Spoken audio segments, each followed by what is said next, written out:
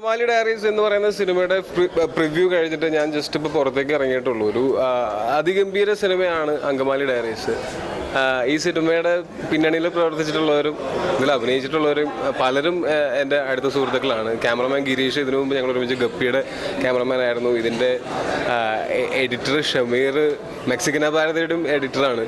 പിന്നെ ചെമ്പനായിട്ടും പിന്നെ ഈ ഇതിലെ നായകനായിട്ടുള്ള ആൻ്റണി, ഇവരെയൊക്കെ എനിക്ക് ഒരുപാട് കാലമായിട്ട് അറിയാവുന്നതും ഒക്കെയാണ്. ഇപ്പം ഈ സിനിമ മലയാളത്തിൽ ഇറങ്ങിയിട്ടുള്ള സിനിമകളിൽ വളരെ റിയലിസ്റ്റിക് ആയിട്ടുള്ള അതിഗംഭീരം മേക്കിംഗ് അവകാശപ്പെടാവുന്ന സിനിമയാണ്. പ്രത്യേകിച്ച് അവസാനത്തെ ആ ഒരു 11.5 മിനിറ്റുള്ള ഒരു ഷോട്ട് മലയാള സിനിമ ഇതുവരെ കണ്ടിട്ടില്ലാത്ത രീതിയിലുള്ള ഒരു ഷോട്ടാണ്.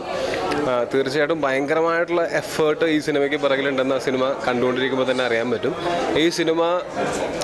ഈ സിനിമ തിയേറ്ററിൽ ഓടിയില്ലെങ്കിൽ അത് ഭയങ്കരമായിട്ടുള്ളൊരു നഷ്ടമായിരിക്കും മലയാള സിനിമയ്ക്ക്. ഇതിനു വേണ്ടിയിട്ടുള്ള എല്ലാ ആശംസകളും ഞാൻ നേരുകയാണ്. ഈ സിനിമ എല്ലാവരും തിയേറ്ററിലേക്ക് വരണം, കാണണം, വിജയിപ്പിക്കണം. ഇങ്ങനെയുള്ള സിനിമകൾ മലയാളത്തിൽ വിജയിക്കുമ്പോൾ രക്ഷപ്പെടാൻ പോകുന്നത് മലയാള സിനിമയാണ്. അപ്പോൾ എല്ലാവരും മലയാള സിനിമേനെ സപ്പോർട്ട് ചെയ്യുന്ന എല്ലാവരും ഈ സിനിമ തിയേറ്ററിൽ വന്ന് കാണണം.